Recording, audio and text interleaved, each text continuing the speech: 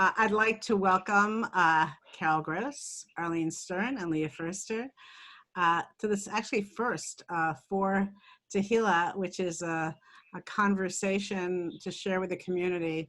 And this is in honor of Refugee Shabbat and in relation to the work that they've done on the border at Matamoros in Mexico, which they did. Now it seems like 100 years ago. Wow. And it was how long ago? 2 months? 6 weeks, not even. Not even 6 Right. weeks. Wow. The world even, has changed. No, not even 2 months, actually. Not even 2 Yeah, months. less than 2 months. Right. Yeah. The world has changed radically since then. But I really want to begin with hearing each of you giving us some of your reflections of that experience. Then we'll talk a little bit about where we are today, where they are today, and what we can learn. So, Leah, do you want to go first? Me? Sure. Sure. So I think that what my experience was quite overwhelming. My feeling is that there were two different levels for me in terms of dealing with what I was seeing. One was the amazing resilience of people in times, in really difficult living situations and times. And the second piece was really relating it to the Jewish community. And I really had two very separate sensibilities of that. No one who has never seen the kind of lifestyle they have understands it. These are people who left their homes and have been traveling and living in tents under dirt, on dirt floors where it's cold, it's hot, it's raining, and they have to manage. They have to manage their fear. They have to manage their chaos. They have to manage so much. And as uncomfortable as their trip was to get to Matamoros, and as safe as they are now within Matamoros, it is very unsafe.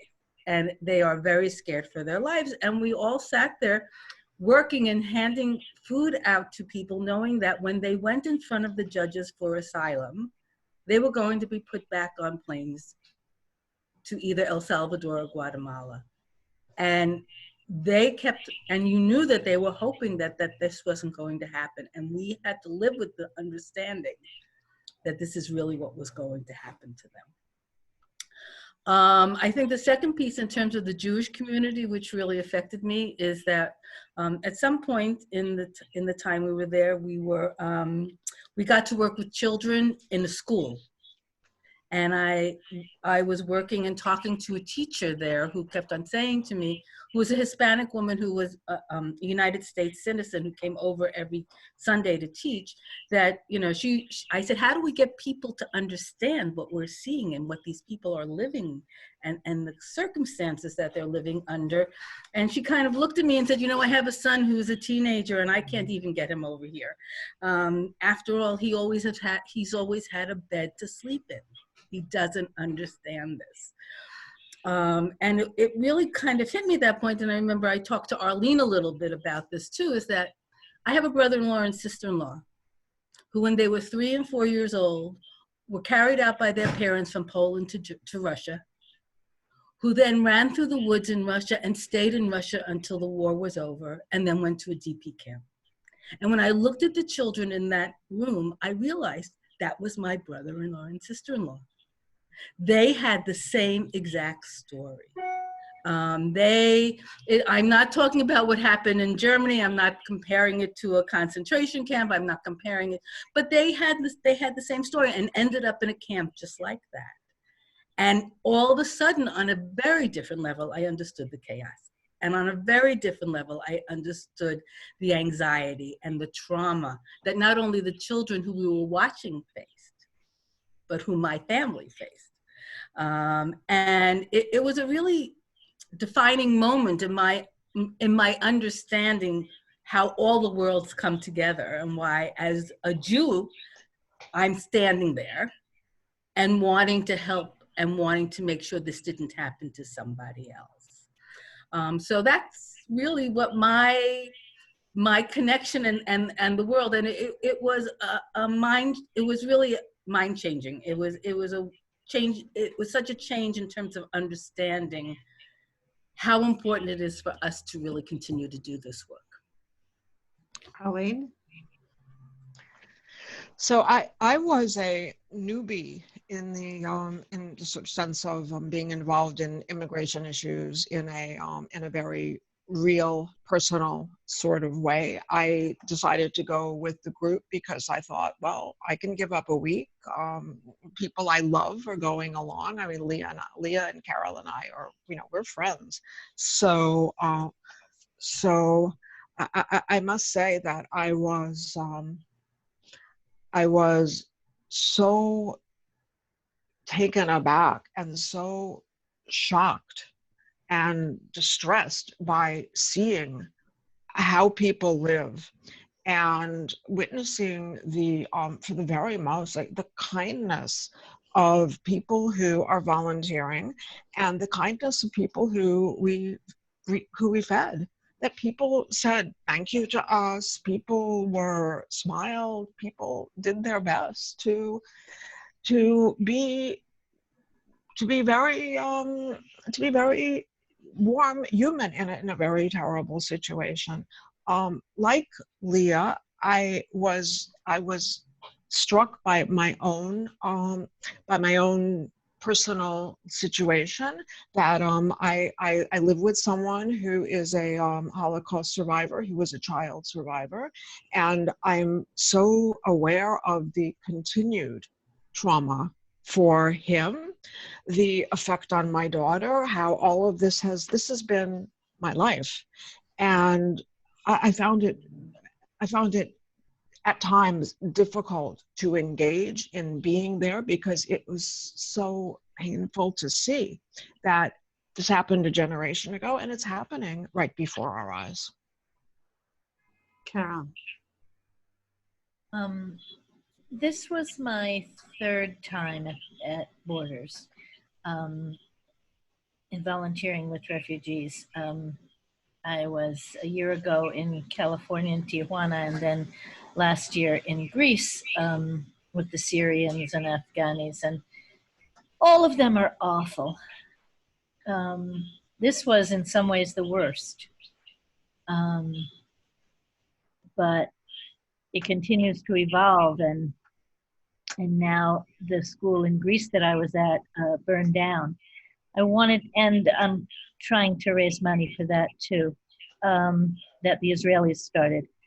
I wanted to say what Leah said about the school that we went to on Sunday it's loosely a school. It's tarps in a tent, and each group sits on a different tarp, and it lasts an hour, if that. And that's all the children have of school. And they are very engaged in it and serious about it. Several things that really were important to me in poignancy. One is we were welcomed by these children so incredibly. They wanted to help. They wanted to do anything they could do.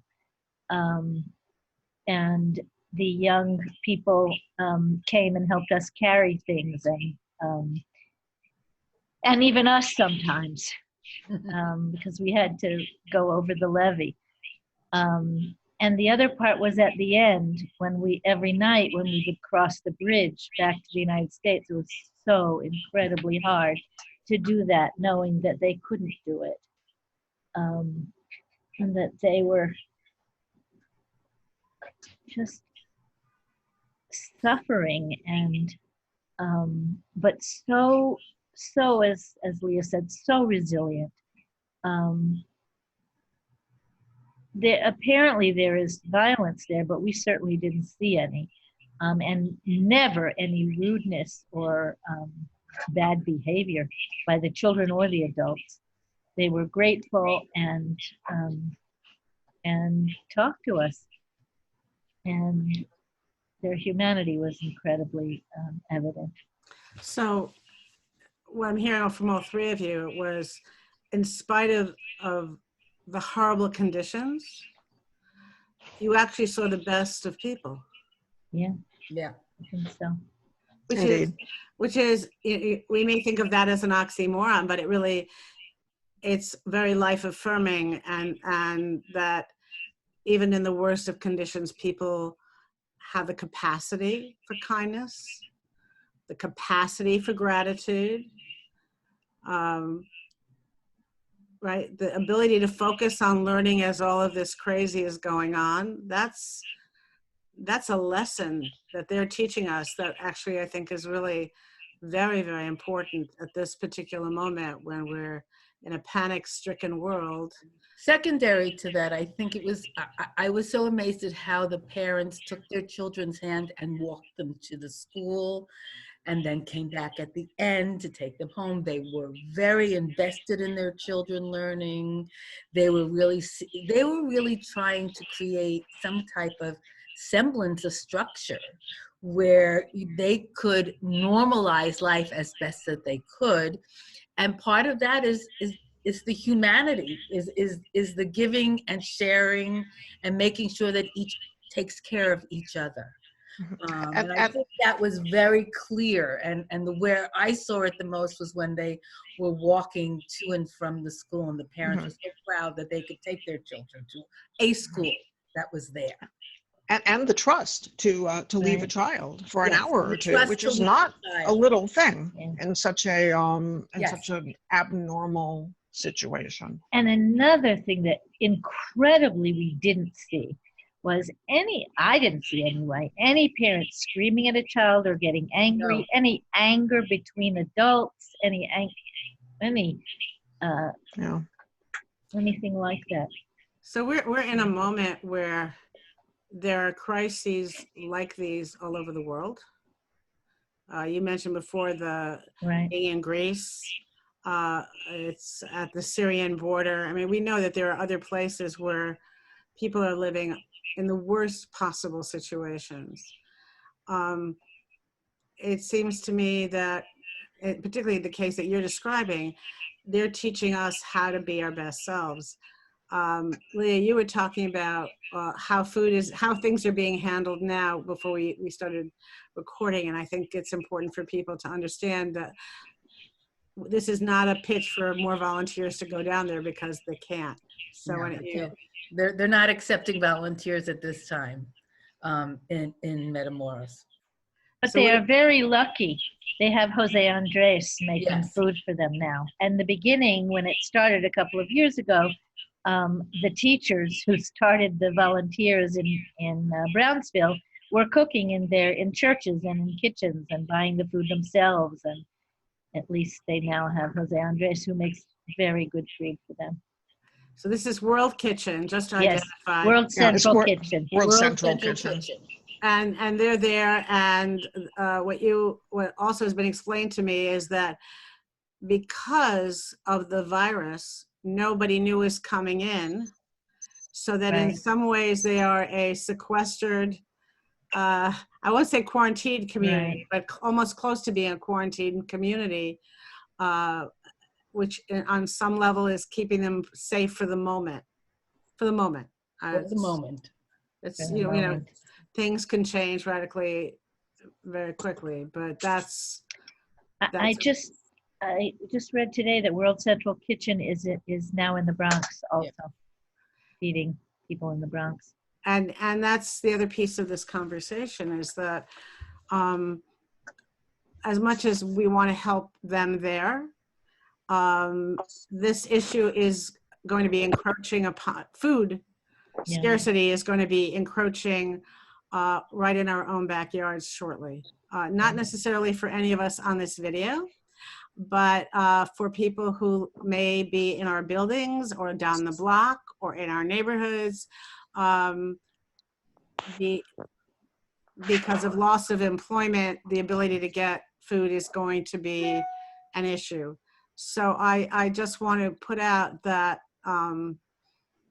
are there lessons that you learned in this experience that can help us going forward so that we can be proactive, help in the preparation, and as things are going to probably get more serious right here in New York?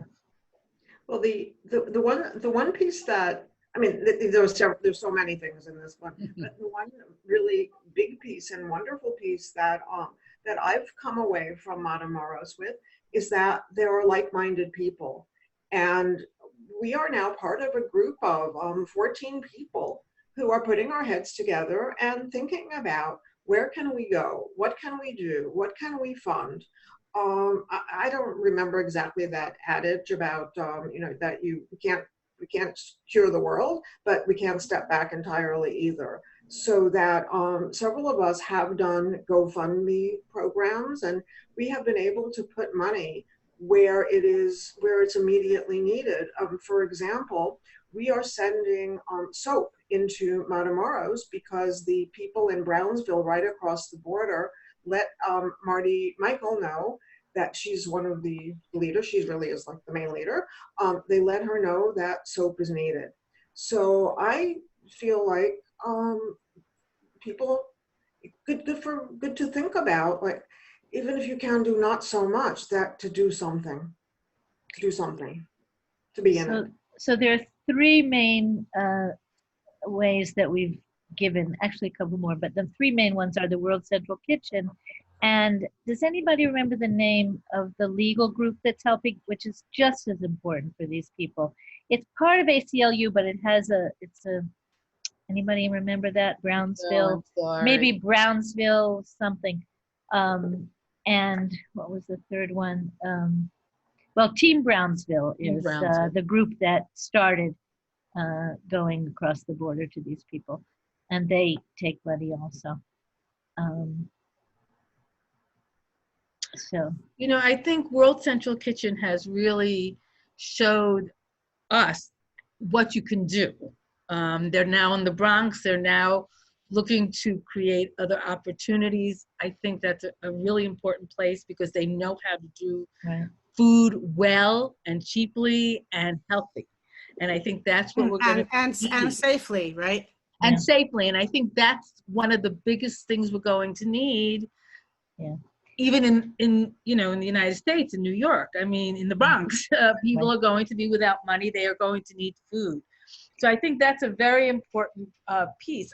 One of the things I'm going to do is I said I would email them and see if there was any way that they can use volunteers even. I don't know that they will, just like they don't in Matamoros, but certainly funding them to make sure that the money is available to them to be able to do what they need to do and do so well. They also hire the refugees yes, to help them wherever they are.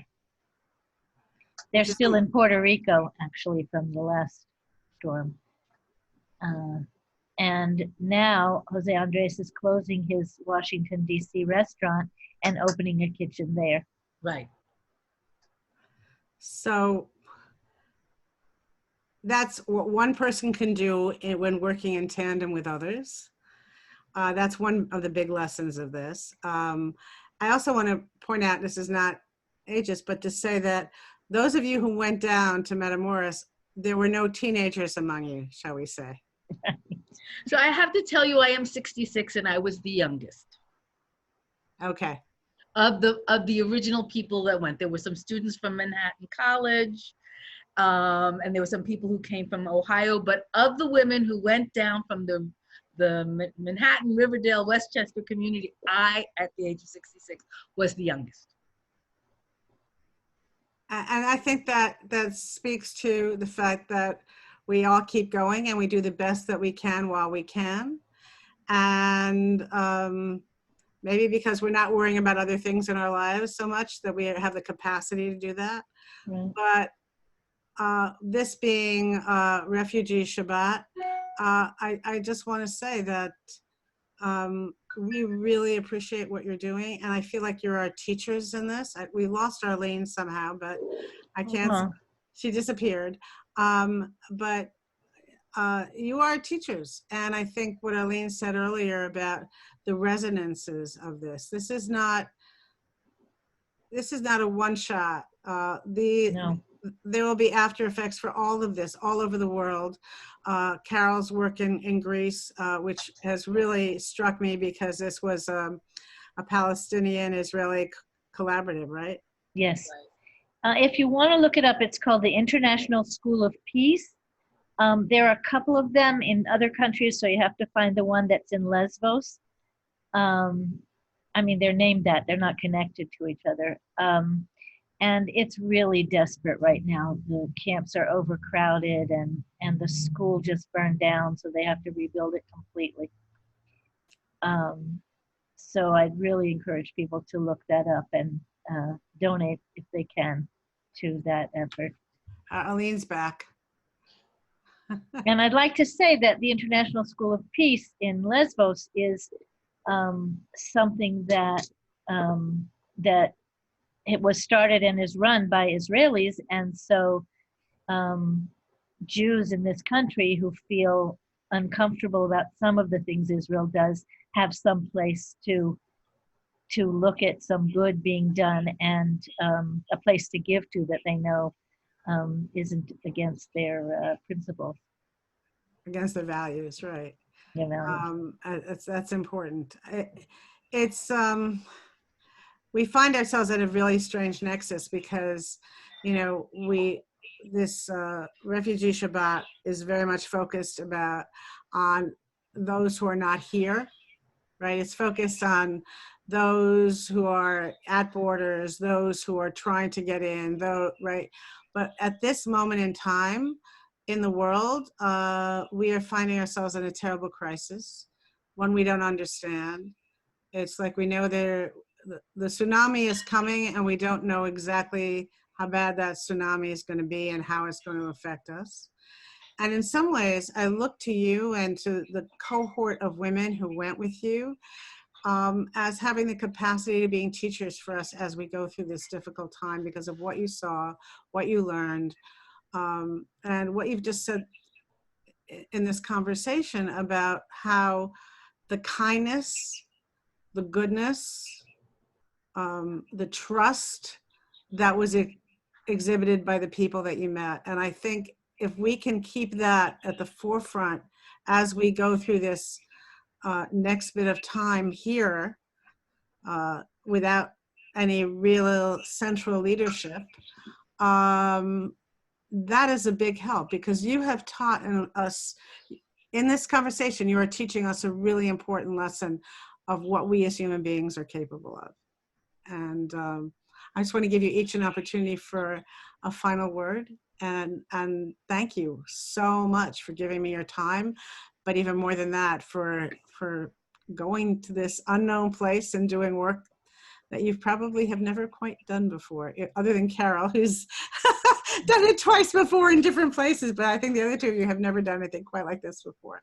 So, and Carol even said this was the worst of what she's ever seen. So if you want to just say a few final words, I'd really appreciate it.